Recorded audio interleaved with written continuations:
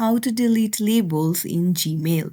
Hey everyone, welcome back to the channel. If you are new here, don't forget to hit the subscribe button and turn on the notification bell to not miss any updates. So in today's video, I'm going to show you how to delete uh, how to delete labels in your Gmail. So let's dive right in. Open up a Google Chrome, head over to your Gmail account, make sure that you're logged in, and then on the left hand side, you can see the labels option.